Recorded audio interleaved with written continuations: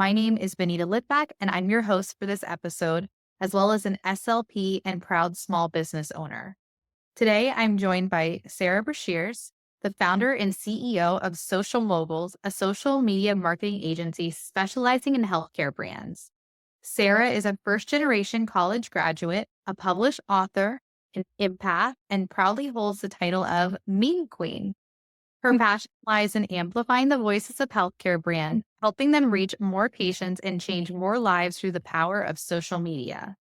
Sarah is also deeply committed to empowering female entrepreneurs to boldly own their truth, unapologetically share their authentic stories, and transform their futures, all while making a meaningful impact on the lives of their clients. Before we dive into our discussion, Sarah, I'm going to ask you some quick fire questions so we can get to know you a little better, even though you've been on multiple podcasts within the Passel Network podcast. So let's go ahead and dive in. Tell us one thing that you cannot live without right now. Oh, one thing I cannot live without. Right now, I would say it's hot yoga. That is like the most grounding, centering, calming exercise that I've ever found. And I've just fallen in love with it over the last year. That's awesome. You don't feel like you're going to die. Sometimes. Have you ever passed out or seen somebody pass out? No, so the studio that I go to only gets to 94 degrees. Some of them go to like 130, and I feel like I would pass out at that. But keeping it, I mean, it's still very hot, and there's not like a single pore on your body that's not sweating whenever you're done. But keeping it a little bit lower, you can add more movement and more intensity to the exercise, and you're getting a really great workout, but also like sweating like crazy. Yeah. No, the ones that are down here where I live, they do get up in the hundreds. And I'm like, I would totally faint if I were Yeah. to try. But that's so cool that you love it. And I can imagine if it's like in the 90s, that's bearable and you can have more movement within that. Yeah, yeah, So, and not pass out. yeah, and not us out. That is the goal. What is one thing that you are grateful for when you started your business? Oh, man. I think just people's willingness to take a chance on me because whenever you're very first starting, there's no data, there's no results to back it up. It's just you having the audacity to say, "I can do this," and people trusting and taking a chance on you to let you prove yourself. And I have 3 clients who have been with me pretty much since day 1, and their trust in me and faith in me not only, like, helped me get started, but there are still days whenever, like, I doubt myself, and they are kind of like the reinforcers of my faith in myself. I love that. So you said you do hot yoga. Do you have any other hobbies or play any sports? I don't play sports. I have gotten into, weightlifting over the last, like, year or so, and finally found a rhythm that I enjoy, and also, like, living on the water. I love to go for walks all the time too, but no sports. Hobbies, I read all the time. It's January 27th, and I have finished 6 books already this year. Wow. Yeah, which some of them I do audiobooks, like, while I'm walking or, like, driving or doing dishes or whatever, but I love, love, love, love to read. That's so cool. What are you reading right now? Right now, I'm reading Iron Flame. It's number 2 in the I don't even know if this is how you say it, the Empyrean series. It's like Fourth Wing, Iron Flame, and then Onyx Storm just came out. And it's very much, like, not my norm. I've never been, like, into fantasy or, like, I've never read any of the Harry Potter books because Mhm. normally I feel like my brain is just more concrete, but I absolutely love it. Yeah, I know I've heard really good things, but like you, that's definitely not my genre. Yeah. So are they gonna make a movie out of it or So I think that it's gonna be a show, like, with multiple episodes. cool. Yeah. So we've had you on the Speechy Side Up podcast multiple times. You've been to the events that we've done, the SLP Creative Con events twice now, Yeah. and cover topics like getting started with social media as a business owner and then using automation tools to make marketing more efficient and effective. I wanted to have you back on to talk about what are the latest trends that you are seeing with social media marketing? So there are some trends that I wish would go away.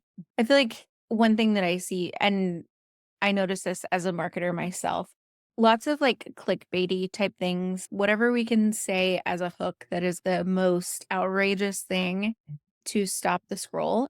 But then I see like if it's like a carousel, then the next slide is, well, but not really, or just kidding, gotcha. And it's very much clickbait. Does it work? Yes. Does it build trust? Absolutely not. So that is one that I feel like it's progressively people have gotten like more and more outrageous and more like extreme trying to capture attention. Um and I think that that's something that I hope is going away this year because I do feel like people are catching on. And so as a result, if you're going to be successful in your marketing, like going back to the basics is what I'm seeing more people do, at least the people that I really respect. So using those foundational principles of marketing, using storytelling, really getting to know your audience and sharing your story very boldly and very freely and like letting people build that connection with you because that's why we come to social media to begin with, right? Is for connection and to be social. And so I see and I anticipate this year that you will see a lot more people getting back to the basics of marketing. Okay. Yeah, that's a good thing. What are some like trends that you are enjoying nowadays? I'm guessing it's some of those like foundational, but anything new that we haven't seen before? I feel like the talk to camera videos have gotten more popular, but also more personalized. Like instead of seeing 3 apps for every SLP, it's like these are the 3 apps that I use with my clients every day. And so we're sharing more from an experience perspective. And again, like you're letting people into your life, you're letting people get to know you through that content. And I think that that's why it does really well. I haven't seen as much of, like, the lip syncing. I'm seeing more so that used to be something that I would use anytime I wanted to create something entertaining or, like, injecting some humor into my content to reach new followers, but I'm seeing more original creations. So sometimes it's people doing almost like a skit and having multiple characters, or sometimes it's not necessarily like pranks, but just like funny real life things that people are actually doing. And then there's always like the meme slash GIF reels where a lot of people use CapCut to create them. And those are always great for entertaining content too. So I think those probably the talk to camera that are more experience based, and then the true original creation, and then the, like, meme/GIF slash GIF reels are things that I see a lot of and that are doing really well. Awesome. Thank you for summarizing that at the end too. Yeah. So you mentioned earlier that you want to see people starting to go back to the basics and like speaking to your audience. And we may have covered this before in the previous interview, but how do you know what your audience wants, what they're struggling with at its like core without guesstimating? Like, how do you know for sure? Talk to them. And that sounds entirely too simplistic, but it really is. It goes back to creating connection and building an actual community and being social and not just, like, shouting content out into the feed, like actually being in your account and creating connections with people, having conversations in the DMs, and really like getting to know them as individuals. And then once, if you have people that you know are your ideal client, ask them, hey, I'm doing some research. Can I steal like 20 minutes of your time. I'll send you a gift card for a coffee and get into like what their motivators are, what their pain points are, not so that you can use that in a negative way, but so that you can show that you understand them and that you have the solution to that pain point for them.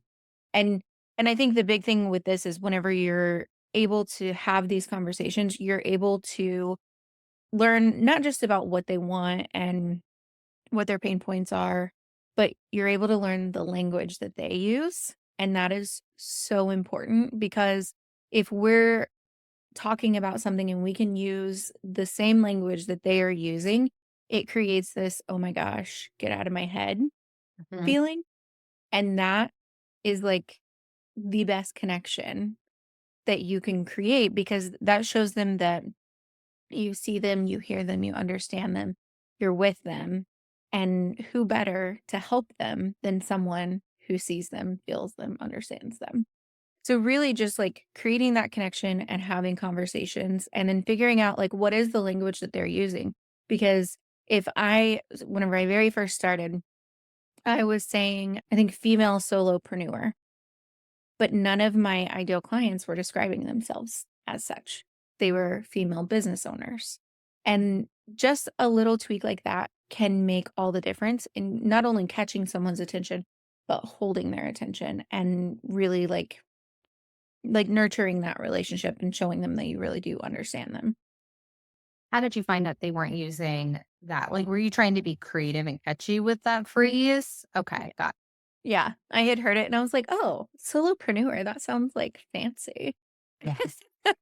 And then I was like, "Yeah, but no one's using it, so it doesn't matter." Right, right. Yeah, no, I get creative sometimes and then I'm like, "Oh, wait, did that not work? Did that not resonate with them?" So I totally understand what you're talking about. How are you using AI tools, and what are your favorite ones right now? Okay, so my favorite, I used ChatGPT for a little while and it's okay.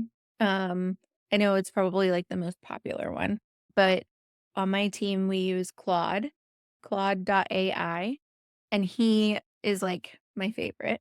I feel like he's more conversational and has like more of like a human tone in the output that you get. And then I also use Poppy, and Poppy is amazing. It is more expensive, but Poppy actually uses Claude, or you can choose to use ChatGPT within it. But basically, you can give Poppy all the information that you want her to have. So you can give her emails, you can give her links to sales pages, you can give her just like copy in like a notepad type situation in there.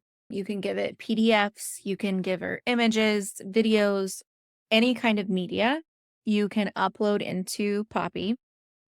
And it basically creates like, I call it like my brain. So it's like everything that I know about a client or an offer or a program or whatever, I can put it all into Poppy. And then I can ask her questions and ask her to um, you know, give me like 10 content ideas to talk about this offer. Or I uploaded the transcripts from my calls for Launch Like a Legend, the launch course that I ran in the fall. And it had like all of the questions from everyone who took the course. And I said, based on these questions, what do I need to add to my course to like better meet their needs? And she gave me like all of these ideas. And I was like, okay, that's what I'm adding to the course. Um, and yeah, it's just amazing because it really does like it holds all of the information that you need it to know. And AI is as good as the information that we feed it, right? Like if I just ask it a question without giving any context or, giving any background, then like it's going to give me very vague vanilla responses. So that's what I love about Poppy. And I'm able to create like different boards for different clients. So it doesn't get confused with talking about one brand versus another. You're able to add really like any kind of media that you want to. into it. I think that's everything about Poppy. Another one that I use a lot is Fathom. It's a note taker, and I use it for all of my calls. And so it takes notes for me, and then it also gives me a to-do list at the end of every call based on the conversation that we had. And it will also give you a nice summary with like clickable links. So every line in the summary is a link. And whenever you click it, it'll take you to that point in the conversation. You can also pull the transcript from it. It has like lots of different summary options. But I have found that that's really helpful for situations like whenever I'm having a course and I want to like create a summary or identify like what information do I need to add to it. It's really helpful. Yeah, that's amazing. I know you use it because you've used it in some of our calls, but I didn't realize everything that it can do. So that's cool. Yeah, it's amazing. Have you ever tried putting in a question into Poppy and ChatGPT and Claude and like seeing the various results? We have. So actually, Jenna and I were working on copy for a sales page, and we were together at her retreat last year, and she had Chat GPT pulled up, and she jokes we called Chat GPT Chad, and so it was like Chad versus Claude, and gave it the same information, same prompt, and then just compared what came out. And what we found is that Claude was more like in tune with brand voice and just like the tone of what we wanted it to sound like. And so that was what we went with. That is really interesting because when you were describing like what should I add to the course, I've definitely done that with ChatGPT, but now I need to try Claude. How do you spell it? Claude. Okay, got it. And they do have a paid version. I believe it's $20 a month, and it hands down is worth it. Okay, cool. I'm gonna definitely check that out. Thank you for that. Yeah. These calls are just as valuable for myself, as well as the people listening to it. So I'm like taking a lot of notes off to the side. Let's see. Okay, so what about like TikTok? I know there's been a lot of talk about TikTok lately. I haven't used TikTok for a while, but for anybody that like was growing their platform on TikTok and now there's these all of these changes happening with it, how should they approach that? Well, I think no matter what platform you're on, it's important to remember that you are building your house on rented land. You don't own that platform. You don't even own your account on that platform. Like it can be shut down, it can be taken away at any moment without warning. So, I think that the huge lesson to take away from this is you have to be building an email list. Like it's really a non-negotiable for businesses on social media. Like you need to be, I say, get them off the gram, get them off of social media as quickly as you can and onto your email list. And people are like, why do you say that? Like you do social media, you don't do email. And I'm like, I know, but I do marketing. And that is something that I didn't do for the first probably 2 years of having a business is build an email list, like, at all. And now my email list is bigger than my social media following, but I would always rather have it that way because social media, like, if you're selling something, you can expect to see, like, a 5% conversion off of social media, and email is more like 30%. So I would always rather have a bigger email list and a smaller social media following. But also because I like that email list is mine. I can go from provider to provider to provider and my email list comes with me. It doesn't matter what platform I'm using versus social media, like just like we've seen with TikTok, it can be taken away, even if it's restored a couple hours later. But that's not a guarantee, and I've had clients that have lost their account. I had one client who this was a while back, and these messages weren't as prevalent then, but she was a victim to one of those messages that is like, "Your account has violated community guidelines. It's gonna be shut down. Follow these instructions." And so she did, and they were able to get into and take over her personal and professional Instagram and Facebook, and so she lost everything, and they were trying to essentially blackmail her and have her pay to get them back, and she was like, I'm not doing this." Mm. Um, but, I mean, that was all gone, and so it's just so important to be building that email list so that, like, you're not subject to that. Yeah. Actually, you've done ads for us in the past, and every time we run ads, I get those emails. Like, they know we're watching for people. And Yeah. initially, I was like, "Oh, no, what did we put up that was so bad?" And then I was like, "Wait a minute, this definitely does not seem legitimate," and it wasn't. So that's so scary. Yeah, well, and it's alarming whenever you first get one because 'cause you're like, "Oh, what did I Yeah. do?" And they're gonna shut my account down? Which, that you don't wanna lose your account, but then sometimes people fall victim to it and lose their account to that person, you know? Yeah. Oh, it's terrible. I know you said you don't necessarily do email marketing, but I know you're doing it for yourself. So have you noticed any trends in email marketing? Oh, I think one thing that I'm playing with right now is so I use Flowdesk for my email, and I love Flowdesk because it creates beautiful emails and landing pages. You can do checkouts, and it is a great option. But one thing that I'm finding is that we're having some issue with deliverability, and like, even whenever someone has purchased something, like, I just sent out an email earlier, someone had bought my content calendar, like, the 2025 content calendar, and she was like, "I never got it." And I can go into Flowdesk and see that it was sent, but she can't find it anywhere. And so what we're playing with right now is removing all of, like, the prettiness, taking out, like, all of the graphics and those blocks that look so great, but trying to increase our deliverability. And so it was probably 6 or 9 months ago, which if I'm saying 6 or 9 months, it's probably 9 or 12 months ago, that there were some updates to iOS, and it changed, like, what we I'm gonna butcher this, and if Lauren is listening, she's gonna be like, "Sarah, that's not right at all."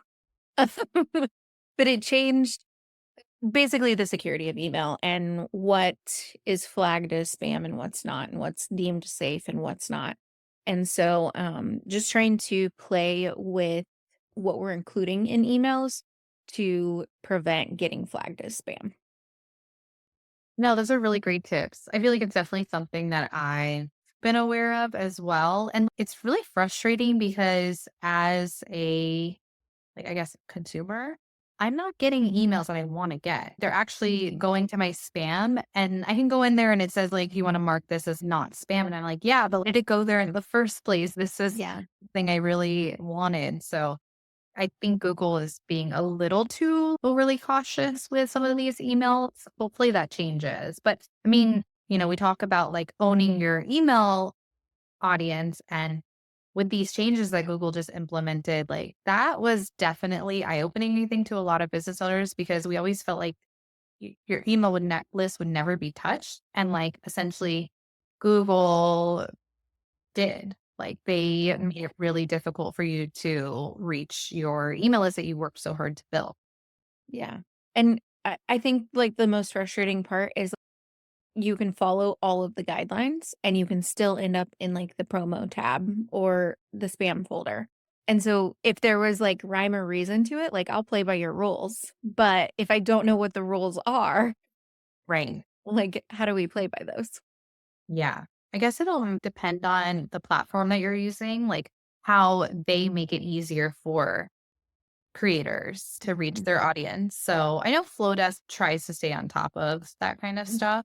So hopefully they'll continue to, because I definitely like using Flowdesk as well. Yeah. It's very, very user friendly. Yeah. Anything else that you want to mention or touch on in regards to social media marketing before we wrap up today? I think the thing that I always come back to, and especially for anyone who is either newer to social media and using it strategically, or who's struggling with it and not really getting the results that they want from it, is I always go back to who is your brand? How have you established your brand? How have you positioned your brand? And can we adjust that? Do we need to adjust that?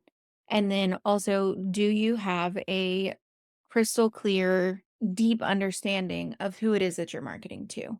And I think that is probably the biggest area that I see people making mistakes is they're creating content for themselves or for other SLPs whenever they should be creating content for parents or for caregivers or for adult children who have transitioned to be the caregiver for their parents or whoever it is that they actually want to reach. They're not creating content for that person, and they don't truly have, like, a deep understanding of who that person is.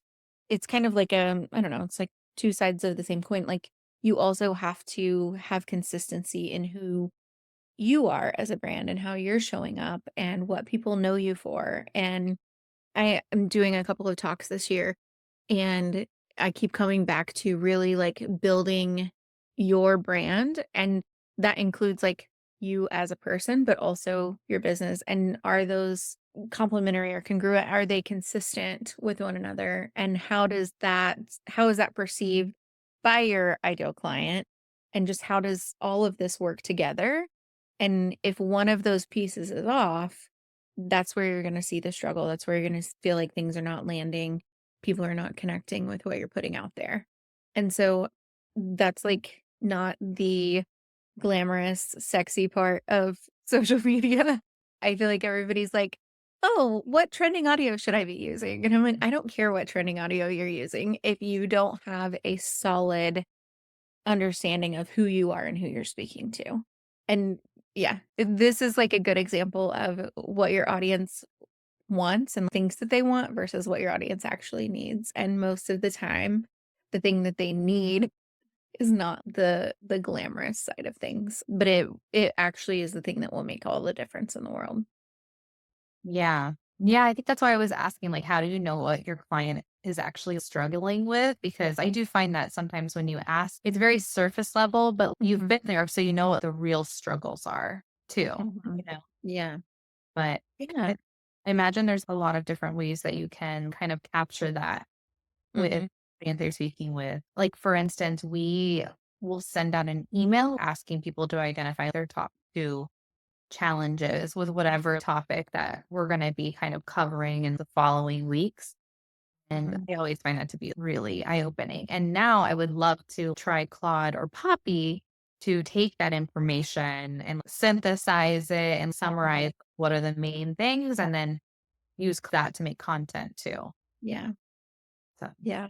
cool. Um, yeah, I think, you know, not only like having conversations with people that are your ideal client, but also thinking about the conversations that you've had 1,000 times.